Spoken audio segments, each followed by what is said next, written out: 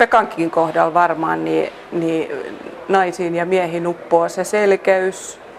Hänen jo koulutuksestaan johtuen varmaan hän osaa asiat tarjoilla niin, että ihmiset ymmärtää.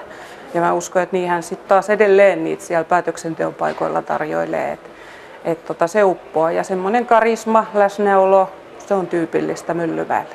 Hän pistää hösseliksi ja järjestää asiat ja se on tehnyt minun vaikutuksen. Me ollaan kunnallispolitiikassa tutustuttukin joskus ja edunvalvontahommissa, niin hän hoitaa asiat loppuun asti.